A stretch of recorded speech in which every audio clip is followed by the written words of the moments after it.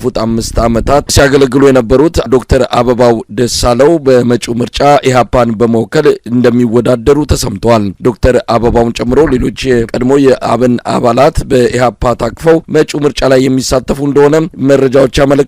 ይህንን በተመለከተ ዶክተር አበባው ደሳለውን እንግዳ አድርገን ስለ ጉዳዩ አጠር ያለ ማብራሪያ እንዲሰጡ እንጋብዛቸዋለን። በጣም አመሰግናለሁ ዶክተር አበባው ደሳለው። መጪው ምርጫ ኢሃፓን በመወከል እንደሚወዳደሩ የሚገልጽ መረጃን የሰማሁት ትክክል ነው?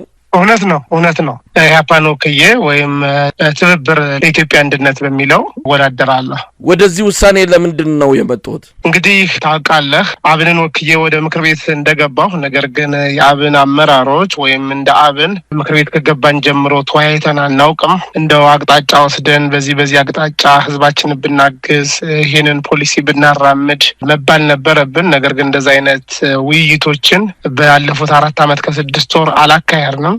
አብንም ፓርቲያችን በተለያየ ጊዜ ለህዝቡ አልደረሰም ብለን በጣም የምንተቸው ነው። የአማራ ህዝብ ይሄን ሁሉ ስቃይ ሲያስተናግድ ጋዜጣዊ መግለጫ እንኳን ሳያወጣ ለረጅም ጊዜ ቆይቶ ነበር። በኋላ ዘግይቶ ነው ያወጣው። ከዛ በኋላ የሚያወጣው መግለጫ እንደ እውነት ከህዝብ ዳር ቆሞ ሳይሆን እንደ ገዢ ፓርቲ ሆኖ ነበረ ብዙ መግለጫዎችን የሚያወጣው። በርካታ ወንድሞቻችን የፓርላማ አባሉ ክርስቲያን ታደለን ጨምሮ የክልል ምክር ቤት አባላት እንደምታውቀው እነ ዮሐንስ ባያሌው፣ እነ ዶክተር ካሳ ተሻገር፣ ጫኔ ከበደ የፓርቲ አመራሮች ሌሎቹም ሲታሰሩ እንደ የኦሮሚያዎቹ ሌሎቹ እንዳልሆነ እንደ አማራ ነው ያለው እንደሚል ፓርቲ አልታገለም። ጓዶቼ ታስረውብኛል። ህዝብም ይታወቃል ምን ያክል ፖለቲከኞች፣ ጋዜጠኞች፣ አንቂዎች፣ ሰላማዊ ዜጎች በእስር ቤት ያለ ፍርድ ለረጅም ጊዜ ይሰቃዩ እንደሆነና ለነዚህ ሲጮህላቸው አንሰማም። ስለዚህ ከዚህ ፓርቲ ጋር መቀጠል እንደማንፈልግ እናውቀው ነበር። ጊዜው ግን ስላልሆነ ቆይተናል። አሁን ግን ጊዜው ነው። እውነተኛ ለህዝብ የሚጮህ ለህዝብ የሚታገል ፓርቲ ያስፈልጋል ስንል አሁን ነው እነ ኢሃፓን፣ መኢአድ፣ እናት ፓርቲ፣ ጆን አማራ አንድ ላይ ሆነው ምን ያክል ለህዝቡ እንደሚታገሉ እያየን ነውና እንደዚህ አይነት ጥሩ ታጋይ ፓርቲ ለመቀላቀል ችያለሁ ማለት ነው። እንደ ዶክተር አበባው ቀደም ብለው ከአብን መውጣቱን ይፋ ቢያደርጉ የህዝብ ተወካዮች ምክር ቤት ወንበሮን ያጣሉ ወይስ ከምን የመነጨ ነው እስከዚህ ውሳኔው እስከ መድረሰው ድረስ የአብን ተወካይ የተባሉ ነው የሚገለጸውና ወንበሩን ያጡ ነበረ? ያን ጊዜውኑ ከአብን መውጣቱን ቢያሳውቁ። በእርግጥ በዚህ ጉዳይ የህግ ባለሙያዎችን ለመጠየቅ ሞክሬ ነበረ። ግልጽ የተጻፈ ነገር የለም። ምናልባት አካሄዱ ምንድነው? ፓርቲው ወደ ምርጫ ክልል ሄዶ ቮት ኦፍ ኖ ኮንፊደንስ ድምጽ ማሰጠት አለበት መራጮች ጋር ሄዶ እና አይወክለንም ካለ ነው መራጮቼ ዶክተር አበባው ደሳለው አይወክለንም የሚል ነገር ካሉ ብቻ ነው በእርግጥ መነሳት የምችለው። ነገር ግን እንዲሁ ፓርቲውን ወክዬ እስከገባው ድረስ ይሁን የግድ በፓርቲው መመራት የለብኝም ብዬ በራሴ እንዲሁም ሌሎች በፓርላማ የሚገኙ አባላት ዶክተር ደሳለኝ እስር ቤት ቢሆንም ክርስቲያን ታደለጋ እና ሙሉቀና ዘመን የሚባሉ ሌሎች የአብን አባላትም አሉ በፓርላማ። ከእነሱ ጋር እየተወያየን ነበር ብዙ ነገሮችን እንሰራ የነበረው። እንግዲህ ዶክተር አበባው የምርጫውን ጉዳይ በተመለከተ ነው። በኢትዮጵያ ምርጫ አለ ብለው ያምናሉ ወይስ ከምን በመነጨ መልኩ ነው እንደዚህ አይነት ሂደት ላይ ለመሳተፍ የወሰኑት? ኢትዮጵያ ውስጥ ምርጫ ይካሄዳል? በምርጫው እምነት አሉት? እንግዲህ እነ ዶክተር ደሳለኝም ራሳቸውን ከምርጫ ያገለሉበት ሁኔታ ባለበት፣ ሌሎችም ምርጫ ኢትዮጵያ ውስጥ ሊደረግ የሚችልበት ምንም አይነት አስቻይ ሁኔታ እንደሌለ እየታወቀ እዚህ ውሳኔ ላይ ለምን ደረሱ?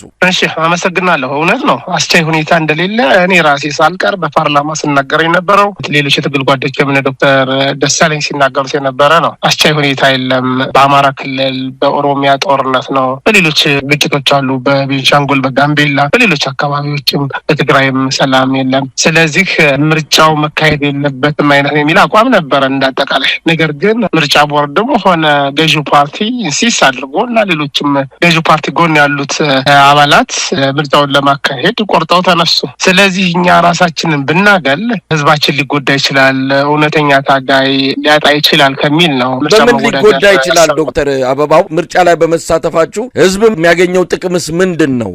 ቢያንስ ብሶቱን እንከራከርለታለን፣ ውሳኔዎችን እንቃወማለን። ያን ንቃተ ህሊና እንትን ይላል። በተወሰነ በልክም በትንሹ ሸፕ የሚደረጉበትን ሁኔታ አድርገናል። ህጎች ሲወጡ በትንሹም ቢሆን ማለት ያ ኢንሲግኒፊካንት ነው፣ በእርግጥ ያን ያክል የሚወራ አይደለም፣ አድርገናል። ልማትን በትንሹም ቢሆን በልማቱ ለመደገፍ ያወከልነውን ህዝብ ሞክረናል። ስለዚህ በዚህ ነው የሚጎዳው የሚታገልለት ህዝብ።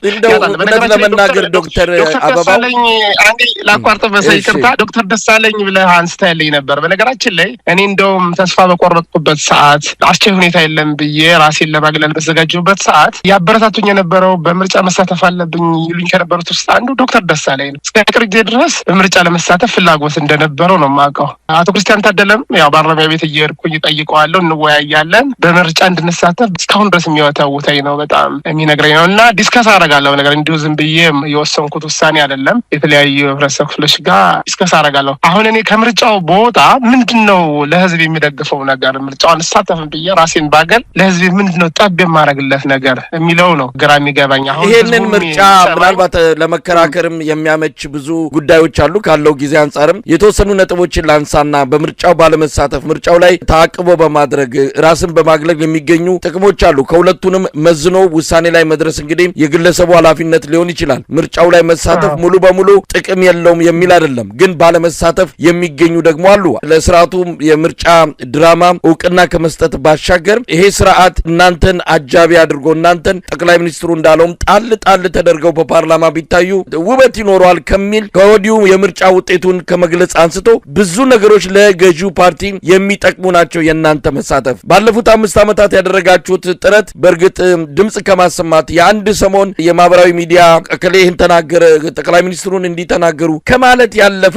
ለህዝብ ጠብ ያለ ነገር የተገኘ የለም። አብይ አህመድ ይህንን መድረኮች የሚጠቀምበት የፓርቲው ጋዊና ዲሞክራሲያዊ ገጽታ ለማግኘት በሚል እናንተን ጭምር የሚጠቀምበት ሁኔታ ይኖራል። ለህዝብ ግን በመሳተፋችሁ የምታስገኙት አንዳች የረባ ነገር እንደሌለም ባለፉት 5 ዓመታት የአማራው ህዝብ ላይ በተለይ ወከላችሁት ስለሆነ ነው የኢትዮጵያ ህዝብ ላይ የደረሰውን መከራ ስንመለከት ፓርላማው የሚፈይደው አንዳች ነገር የለም። አብይ አህመድ ከፓርላማው በላይ ስልጣኑን እየተጠቀመ የእናንተ ዛ መኖር ትርጉም የሌለው እንዲሆን አድርጎታልና እስቲ እንደው ሁለቱን መዝናችሁ ነው መሳተፉ የበለጠ ጥቅም አለው ከሚል ድምዳሜ ላይ ደረሳችሁት? እሺ አመሰግናለሁ። አዎ መሳይ ይሄ በጣም ቀላል ውሳኔ አይደለም፣ እጅግ በጣም ከባድ ውሳኔ ነው። እንቅልፍ አልባ ሌሊቶች ሁሉ አሳልፈን ከጓዶቻችን ጋር ከተለያዩ ሰዎች ጋር ዋይተን የወሰነው ውሳኔ በጣም ቀላል ውሳኔ እንዳልሆነ እናውቃለን። አንተ ያልካቸውን ነገሮች በሙሉም ኮንሲደር አድርገናል። ገዢው ፓርቲን አጅቦ መግባት፣ ገዢው ፓርቲን ሌጂቲሜት ማድረግ እንጂ የረባ ኮንትሪቢሽን ለህብረተሰባችን አናውልም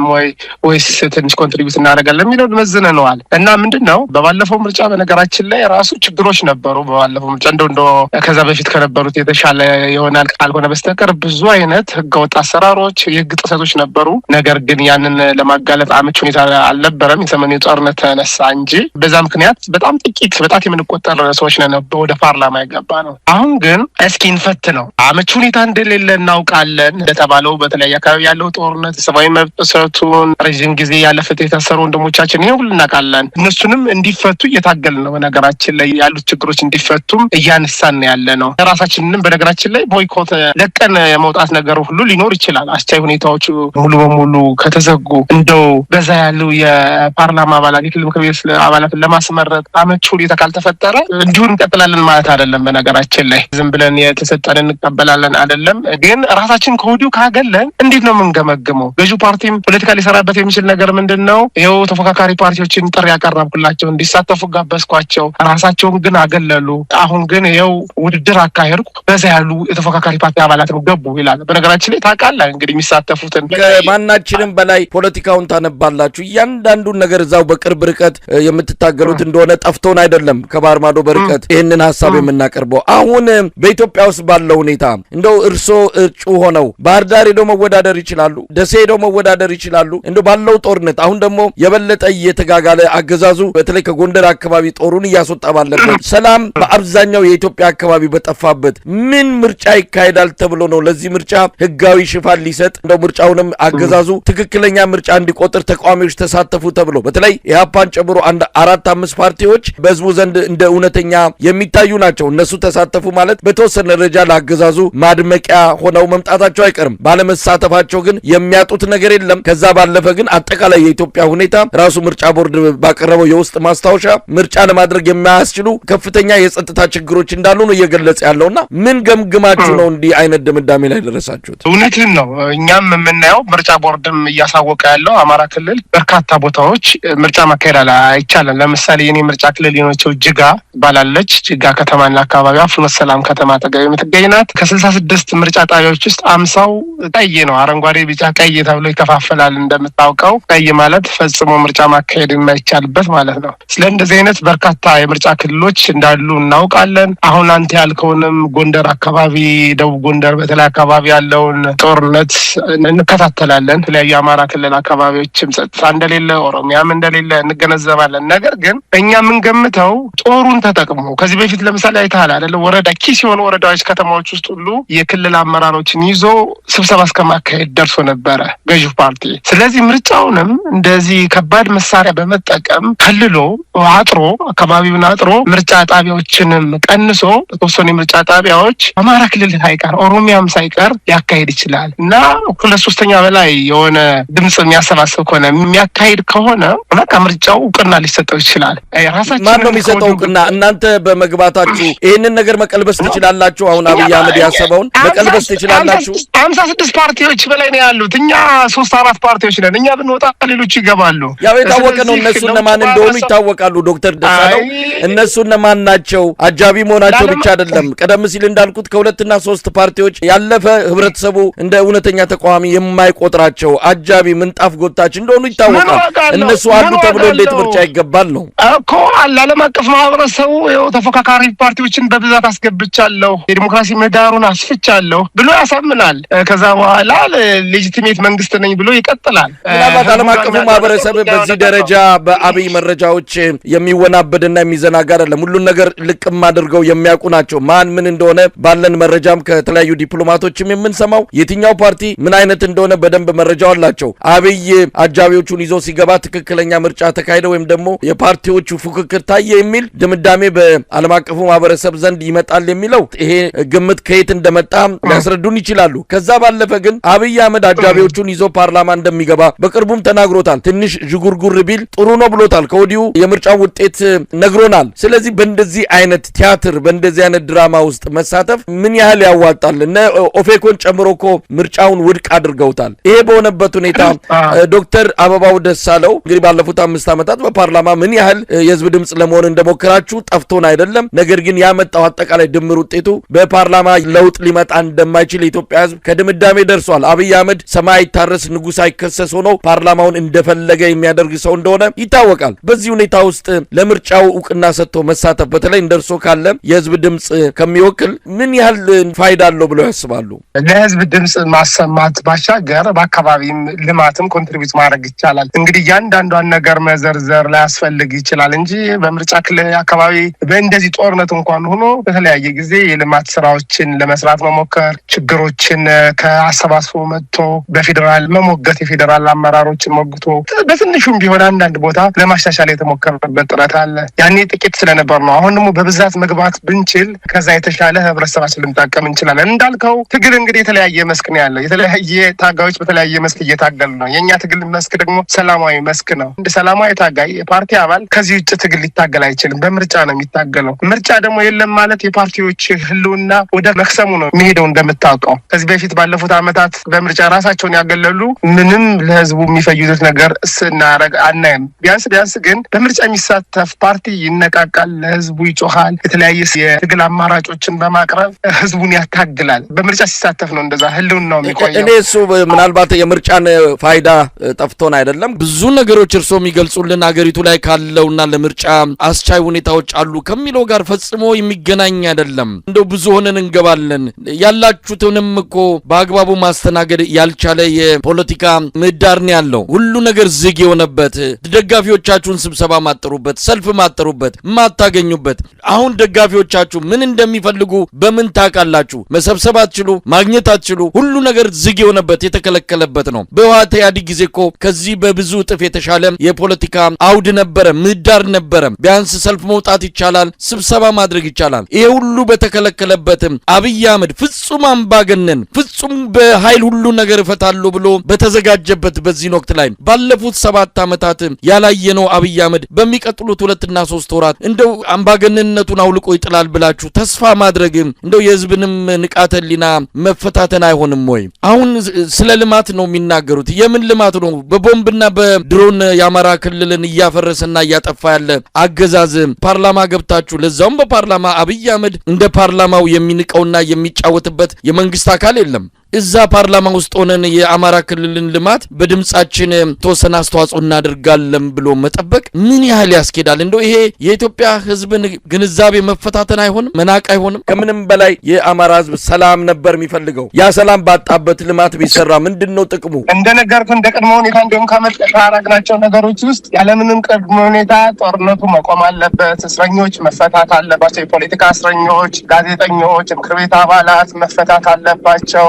ሚዲያው ለሁሉም ግልጽ መሆን አለበት፣ ዓለም አቀፍ ታዛቢዎችም ገብተው ሊሰሩ ይገባል የሚሉ ሁኔታዎች አሉ። እነዛን ሁሉ ተጠቅለን በነገራችን ላይ አሁን እንዳልኩ እነዚህ ሁሉ ሁኔታዎቹ ምንም መሻሻል ከሌለባቸው ምርጫውንም በብዛት ለማካሄድ ምንም አመቺ ሁኔታ ከሌለ ራሳችንን እንደምናስወጣ ነው እየነገርኩ ያሉት እንጂ ፍሱ መደላደል አለ በቃ እንሳተፋለን ምናምን እያልኩ አይደለም። ነገር ግን ከወዲሁ ራሳችን ብናገል ምንም የምናተርፈው ነገር የለም ከሚል አኳያ ነው። በፕሮሰሱ እንየው፣ ካሄዱን እንየው፣ ከዛ በኋላ አንድ ላይ በፓርቲ ደረጃ የሚወሰን ይሆናል ማለት ነው። የተለየ ነገር ትጠብቃላችሁ በሚቀጥሉት ወራት? አሁን ካለው የፖለቲካ ሁኔታ ወይም አጠቃላይ የሰላም ሁኔታ አንጻር የተለየ ነገር ብልጽግና ያደርጋል፣ ስለዚህ እስቲ እንየው ተብሎ የሚፈተሽበት እድል ወይም ደግሞ የሆኑ ሁኔታዎች አሉ በቀጣይ ተስፋ የምታደርጉት?